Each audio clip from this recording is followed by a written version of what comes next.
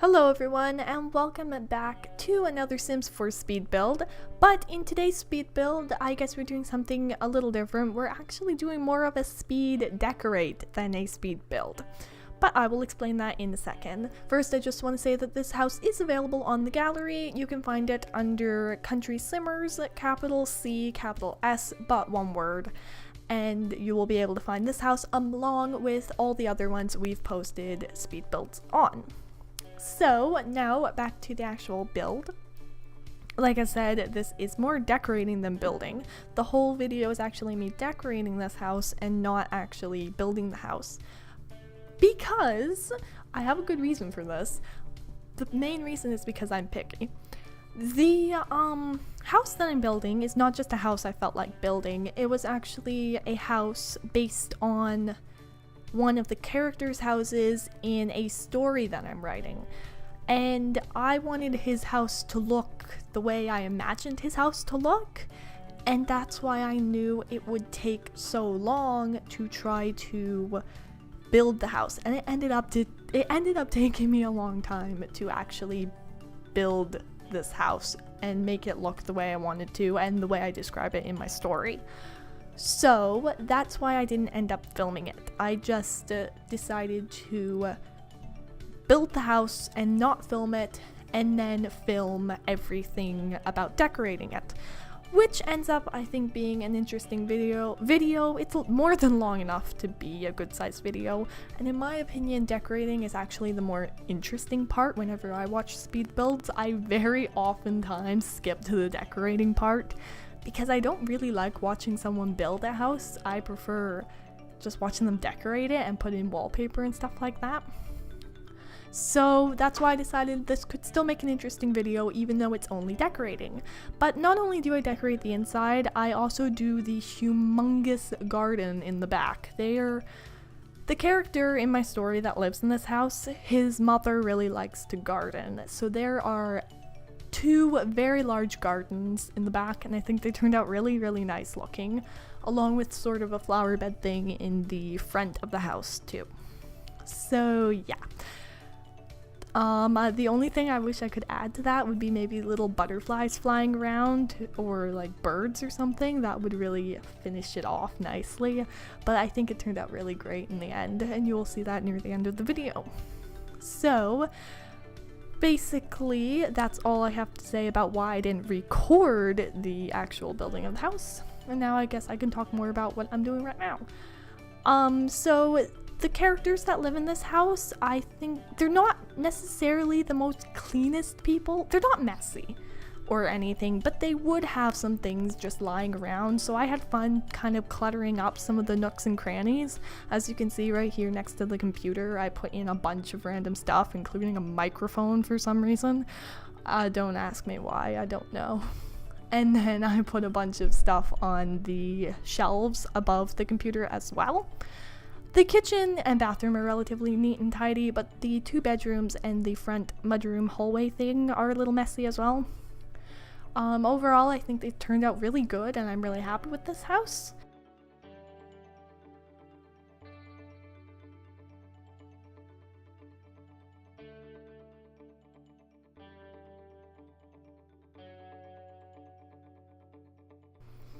So now I'm just sort of decorating the mudroom area, and here I end up putting the most clutter, I think. I just threw some things around and added in a bench. And then it's kind of messy on the side there. Now I'm adding in some wallpaper because I hadn't added anything into that room or the hallway yet. And then I add in the plant and a rug. I tried to find an orange or a yellow one to match the pillows on the bench, but I couldn't really find one and ended up with a kind of orangey one. Orangey brown? I don't know what color that would be. And then I put in this huge cabinet on the wall here of the living room next to the plant. It's very large and it has a bunch of stuff in it, and I think it really filled up the space like I was going for. So then I add some artwork to the kitchen and move on to I do a bit of lighting and then go into the master bedroom, which turned out pretty good in my opinion. I think the master bedroom The problem with it at first was that it was too monotone.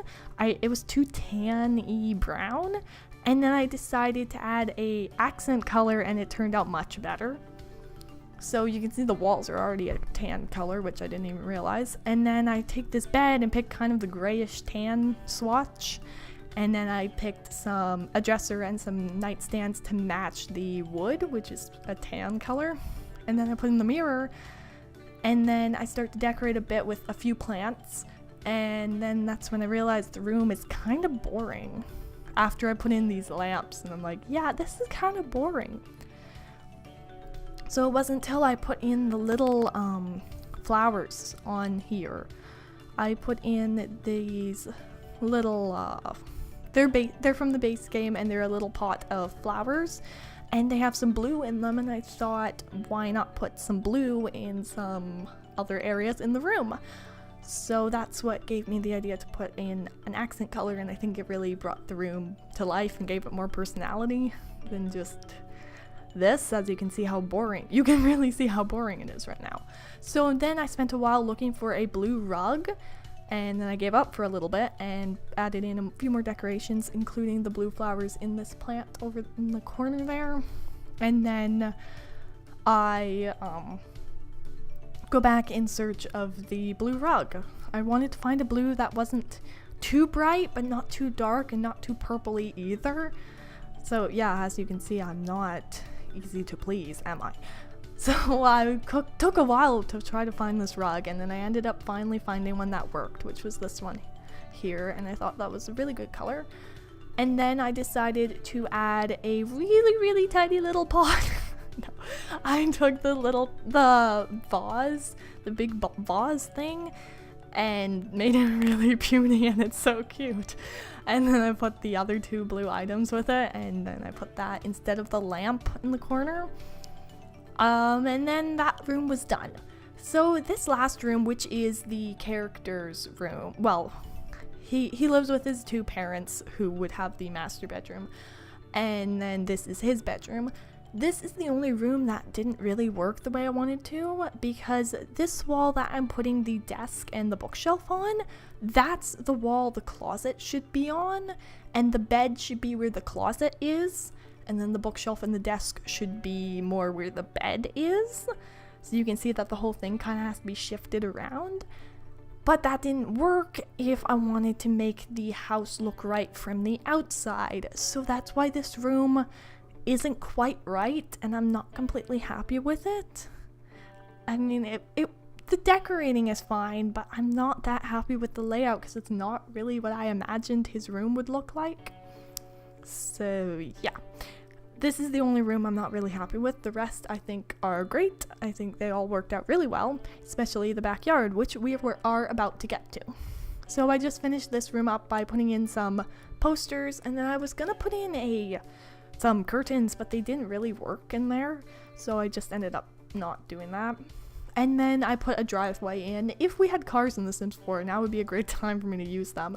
But in the story, they own a car, so I figured I would resize this toy car in there. They always look so weird when they're resized, in my opinion. I don't know, there's something about them that look off and kind of strange. So then I decided to start putting in the front garden. So this one isn't too grand, I just wanted to add in some plants in the front here. And then I put these hedges on the side of the driveway there, and then I go into the back and do this whole elaborate stone, not stone garden, stone bordered garden. Thank you. This stone bordered garden, and I think it looks so nice. And then I end up tweaking where the deck is and put a little gazebo kind of thing on top of it. What would it be called? Like a porch cover or something? I'm sorry, the name escapes me right now. Why do I laugh at my own jokes all the time? So then I put in these two big trees and then some more plants. And then I add in just a bunch of plants of all sorts of colors and all sorts of flowers. And it really starts to come together when I add these ground cover plants to really take up more space. And then the wildflowers I've spread throughout it, and I think it looks really nice. and then I come over to this side and then put in more kind of half gardens sort of around the fence and in the corners, and then I put a big tree with a bush with a bench underneath it, because I do describe that in the story, that there's a tree in the back with a bench underneath it. So I decided, of course, I'm gonna put that in this house. So, and then I ended up decking it out with a bunch of garden ornaments. I filled it up with so many gnomes, and then you can see the bird bath and the sundial. And then this is the thing I was talking about. It's not a gazebo, it's a porch cover, I think. I don't know why, I can't remember what this would be called. And then I put a little flower bed kind of in the side there, and then add the bench. And then a few more. Oh, right, I have to do the mailbox. I always forget mailboxes. I don't know why, I always do. And then just a few more little things to make this backyard seem more lived in. And then I was pretty much done the house. Oh yeah, I was gonna put that fountain in, but it seemed a little too much, so I didn't. I was considering it, but it seemed a little weird. So yeah, then I was completely finished the house. So I hope you enjoyed this video, and like I said, you can find it on the gallery. And even though this wasn't really a speed build, it was more of a speed decorate, I still hope you enjoyed it. And I will see you all in the next video. Thank you so much for watching. Bye.